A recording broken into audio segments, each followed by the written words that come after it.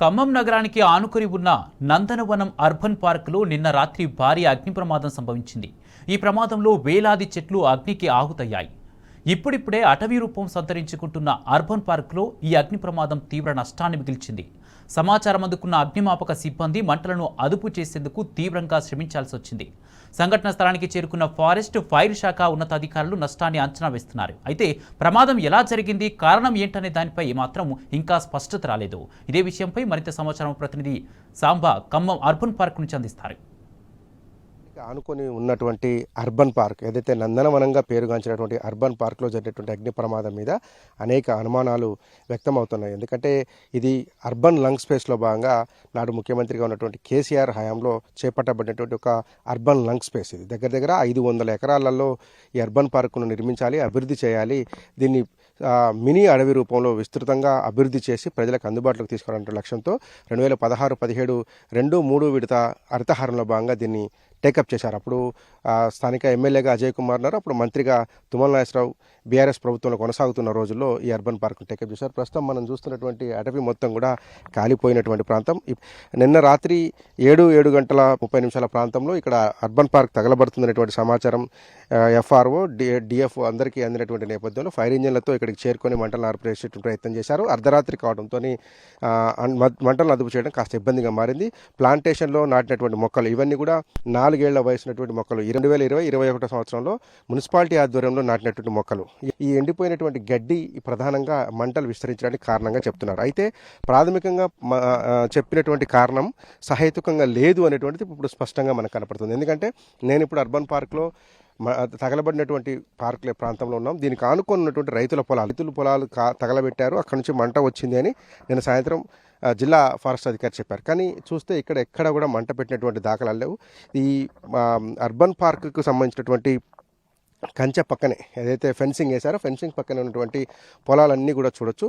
ఇవన్నీ కూడా పచ్చగా ఉన్నాయి, మొక్కజొన్న పొలాలు ఉన్నాయి, ఇతర పత్తి పంటలు కావచ్చు, వరి పంటలు ఏవి కూడా తగలబెట్టినటువంటి ఆనవాళ్ళు లేవు. అంటే రైతుల పొలం నుంచి ఇక్కడికి నిప్పు వచ్చిందనేది అవాస్తవం, అబద్ధం. ఇక చుట్టుపట్టు ప్రాంతంలో ఇక్కడ కూడా కరెంటు అనేటువంటిది, మీకు విద్యుత్ లైన్ అనేటువంటిది లేదు. గతంలో ఇదే అర్బన్ పార్క్లో 2 సార్లు కూడా ఫైర్ యాక్సిడెంట్ జరిగినట్టుగా చెప్తా ఉన్నారు. అప్పుడు షార్ట్ సర్క్యూట్ వల్ల జరిగిందని చెప్తున్నారు. ఇప్పుడు ఎంత జరిగింది నష్టం అనేటువంటిది ఫారెస్ట్ అధికారులు ఎన్యూమరేషన్ చేస్తున్నారు. మొత్తంగా టీం మొత్తం ఈ అర్బన్ పార్క్కి ఎవరైతే అధికారి ఉన్నారో వారి నేతృత్వంలో జరిగిపోయిన నష్టాన్ని అంతా కూడా అంచనా వేసేటువంటి కార్యక్రమం చేస్తున్నారు. ఆకతాయిలు, మిగతా సంఘ విద్రోహ శక్తులు ఎవరైతే మందు తాగడము, గాంజాయి తాగడం లాంటి కార్యకలాపాలకు పాల్పడతారో వారందరూ కూడా ఈ ప్రాంతానికి వచ్చి సేద ఉన్నట్టుగా కూడా ఆరోపణలు ఉన్నాయి. వారి పని అనేటువంటి కోణంలో కూడా పోలీస్ అధికారులు, రెవెన్యూ అధికారులు, ఫారెస్ట్ అధికారులు చర్యలు చేపట్టారు. దానికి సంబంధించినటువంటి విచారణ కొనసాగిస్తున్నారు.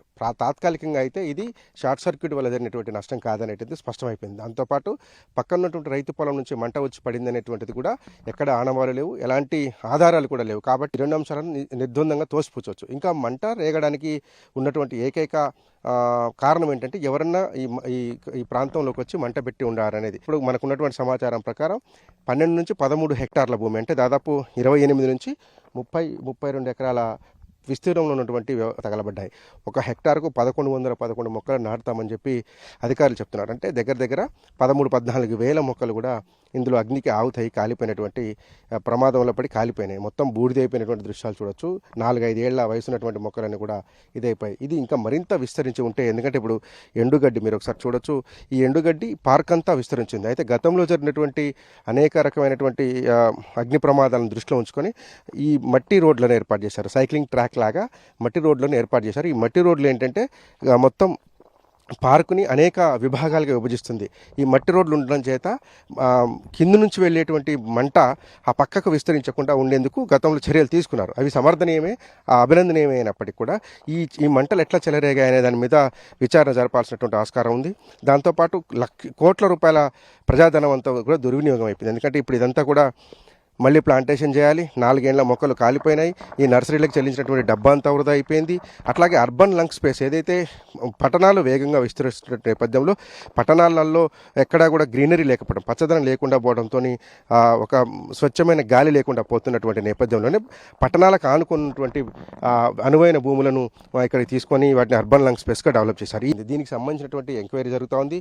ఒక పక్క పోలీసులు కూడా ఎంక్వైరీ చేస్తున్నారు, ఫారెస్ట్ అధికారులు కూడా రంగంలో దిగి ఎంక్వైరీ చేస్తున్నారు. ఎవరు ఈ పని చేసి ఉంటారు, ఆకతాయిల పని అయి ఉంటుంది అనేటువంటిది అయితే ప్రాథమిక అంచనాకు వచ్చారు. దాని మీద ఇప్పటివరకు ఎవరు అధికారులు స్పందించలేదు. ఇది కేవలం ప్రాథమిక అంచనా అనేది మాత్రం చెప్తున్నారు. కానీ దాదాపు 14-15 వేల మొక్కలు అగ్నికి ఆహుతైపోయాయి. కోట్ల రూపాయల డబ్బులు కూడా వృధా అయిపోయినాయి. అన్నిటికీ మించి అర్బన్ పార్క్ లాంటి ప్రాంతంలో ఇప్పుడిప్పుడే పర్యాటకులు కావచ్చు, నగరానికి సంబంధించినటువంటి స్థానికులు కావచ్చు వచ్చి సేద తీర్థేందుకు అనువైన ప్రాంతంగా ఎంచుకున్నటువంటి నేపథ్యంలో ఇట్లా తరచుగా ఈ అగ్ని ప్రమాదాలు జరగడం, పెట్టినటువంటి మొక్కలు పోవడం, ధన నష్టం అయితే జరుగుతుందో అట్లాగే ఆస్తి నష్టం కూడా జరుగుతుంది. కాబట్టి ఇటువంటి ప్రమాదాలు జరగకుండా ప్రభుత్వం చర్యలు తీసుకోవాలన్నటువంటి డిమాండ్ స్థానికుల నుంచి వస్తుంది. ఇప్పుడు నాగరాజుతో కలిసి Sambasivarao, T News, Khammam urban park నుంచి.